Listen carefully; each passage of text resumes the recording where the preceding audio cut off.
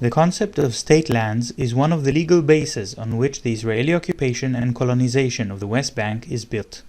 An Israeli court case reveals the extension to which state lands were used to restrict the Palestinian population in the West Bank.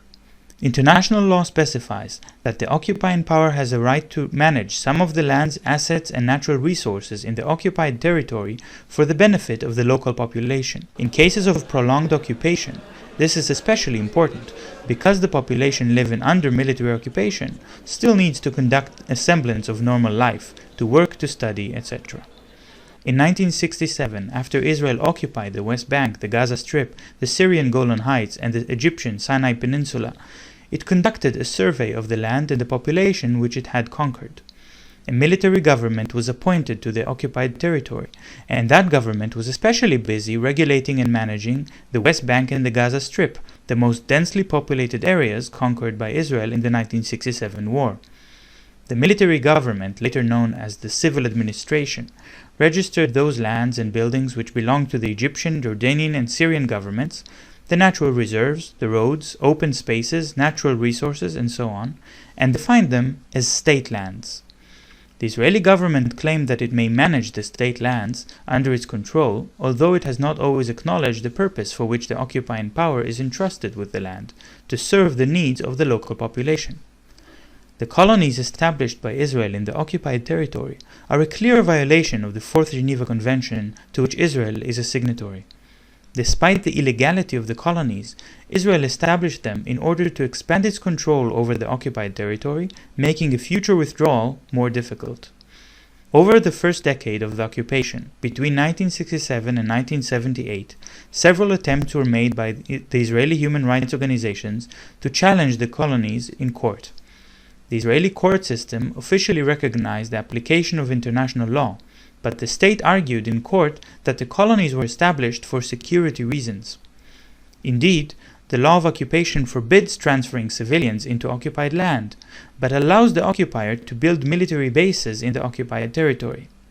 Israel presented the colonies as a form of fortification, and indeed the colonies were often established in high places overlooking the surrounding lands and in key strategic locations. But in 1979, the organizations appealed to the Israeli High Court, being backed by senior military officers who admitted in court that the colony of Alon Moreh, established near the Palestinian city of Nablus, is actually a burden on security. The civilian colonists living in Alon Moreh must be protected by the army, requiring the application of resources that could have been used elsewhere. The court was ready to make a historic decision and ordered to remove the Alon Moreh colony, but the Israeli government came up with a new argument. It claimed that Alon Moreh was established on state land, which belongs to Israel, and the state can do as it pleases with its own lands. The court accepted the argument and thus opened the door for accelerated Israeli colonial expansion in the occupied territory over the past 3 decades. In order to facilitate colonial expansion, the civil administration began to declare more and more areas to be state land, even if that area was not a property of the Jordanian or the Egyptian government prior to the 1967 occupation. By 2012, over 22% of the West Bank has been declared as state land. שבאותו דיון בממשלה הועלתה טענה כי בעקבות פסק הדין בעניין אדמות רוג'ייב נוצרה, אני מצטט מתוך דברי אחד השרים, נוצרה בעיה יסודית של יכולת קיום ההתיישבות שלנו בבקעת הירדן בשומרון וביהודה. ואני רוצה לטעון שהמציאות הוכיחה אחרת. במקום להחליש את ההתיישבות, ההקפדה על קיום פסק הדין חיזקה אותו, ומאז יצא מתוק.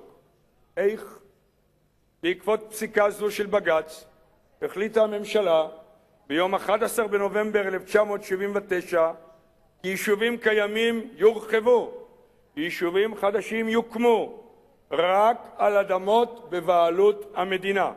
In fact, colonies expand not only in so-called state land, but also on Palestinian privately owned land. The Israeli organization Peace Now exposed back in 2007 that 32% of the land used by the colonies is actually privately owned by Palestinians, who had no means to prevent their land from being confiscated. In 1983, the Israeli Ministry of Agriculture and the World Zionist Organization published a master plan that called for 43 new settlements, 300 to 450 kilometers of new roads to connect and serve the settlements, and proposed quadrupling the number of settlement residents to 100,000. The secrecy surrounding the way that the civil administration manages the land in the West Bank prompted two organizations, the Association for Civil Rights in Israel, ACRI, and the organization BIMCOM, to petition the Israeli High Court according to the Freedom of Information law and ask for a distribution of the allocation of the land.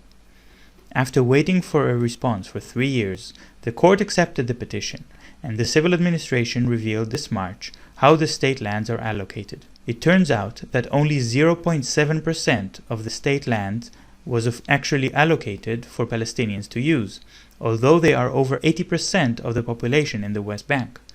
Approximately 40% of the land was given to the World Zionist Organization, which used that land to build illegal colonies.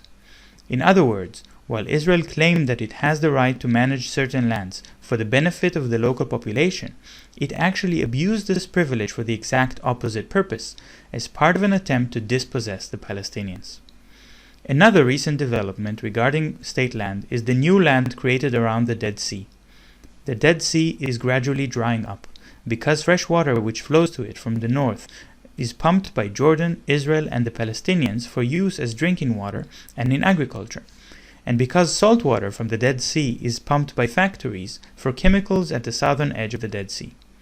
The retreat of the salty water leaves newly dry plains behind. About 140,000 dunams of dry land were created over the past 20 years inside the occupied West Bank.